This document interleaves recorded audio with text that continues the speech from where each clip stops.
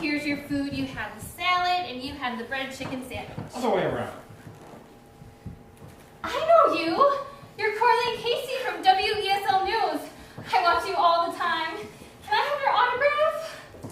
We're working here. Some people are so rude, barging in. Hey, you're not going to do that in here, are you? Can't you do that in the bathroom? You wouldn't even pee in there. That's different. Yeah, the ladies' room is usually way cleaner than the men's ever is.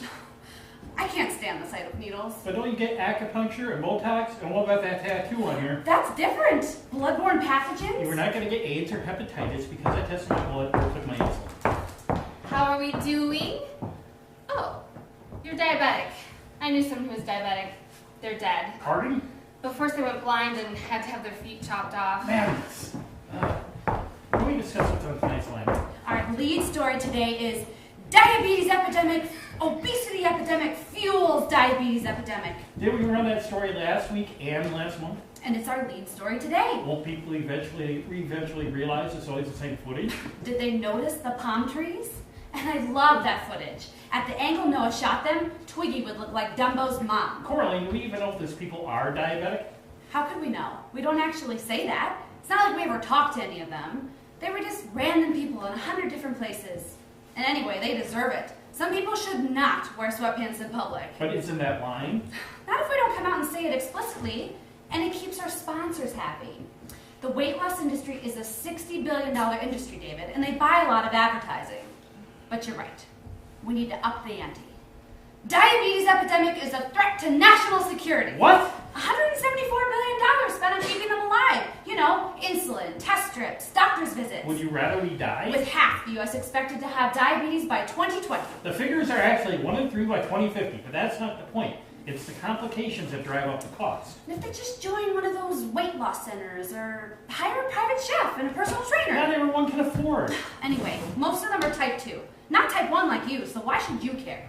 Theirs is a lifestyle disease. That's what they said about AIDS. They're old and they're fat. You can't deny obesity is a risk factor. For breast cancer as well, but for the last 3 months, we didn't keep showing pictures of man boobs or less than perfect tits. Anyway, many type 2s are of normal weight or under. How many? 1 out of every 5. Many aren't diagnosed until after they have complications because they don't look diabetic. Then there are the ones who are misdiagnosed as type 2 because they're not 16-year-old supermodels. They're either type 1 or they're Lowdown or Modi. I have no idea what you're talking about. Diabetes is the leading cause of blindness, amputations, and kidney failure. Well, managed diabetes is the leading cause of nothing. By keeping blood sugar as near to normal as they can, many type 1s are living in their 80s and 90s without complications. If they can do it... No one will believe that. The public wants to believe that people get what they deserve.